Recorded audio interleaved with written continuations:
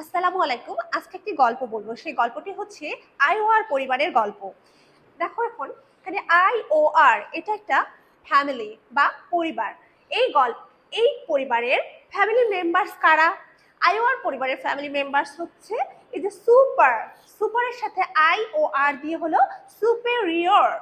Superior অর্থ হচ্ছে উন্নত বা উৎকৃষ্ট। এই পরিবারের সদস্যটি বিদেশ থেকে পড়াশোনা করে এসেছে, খুবই ভালো পড়াশোনা করেছে, জীবনে অনেক কিছু করেছে, তাই সে সুপেরিয়র বা উৎকৃষ্ট বা উন্নত।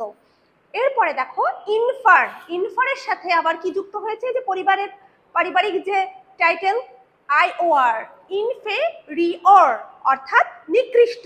সে খুবই নিম্নমানের জীবনযাপন করেছে, বাবা মার কথা শুনেনি, পড়াশোনা করেনি, সারাদিন আড্ডাবাজি করেছে, করে এখন তার লাইফস্টাইল একেবারে পোর।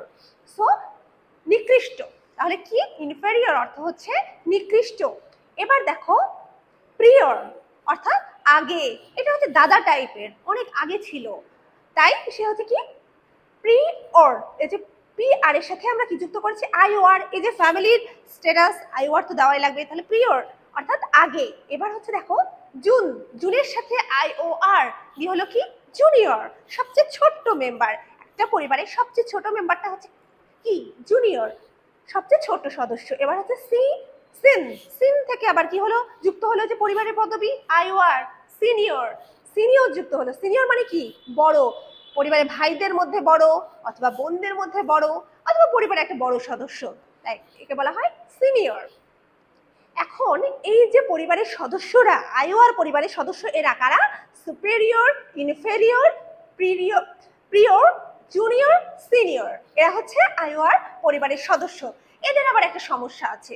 সমস্যা বলতে কি, এরা নিজেদের সাথে একটা টাইটেল ইউজ করতে খুবই পছন্দ করে, সেটা হচ্ছে টু। এরা নিজেরা মনে করেছে যে আমরা টু টাইটেল ছাড়া আর অন্য কোনো টাইটেল ইউজ করব না, তাই আমরা কি করব? Superior to, inferior to, prior to, junior to, senior to. তাহলে আমাদের এই যে পরিবারের সদস্যদের সাথে কি বসবে? টু প্রিপজিশনটা বসবে। সুপেরিয়র টু উৎকৃষ্ট, ইনফেরিয়র টু নিকৃষ্ট, প্রিয়র টু আগে, জুনিয়র টু ছোট, সিনিয়র টু বড়। আশা করি তোমরা কিছুটা বুঝতে পেরেছো। ধন্যবাদ।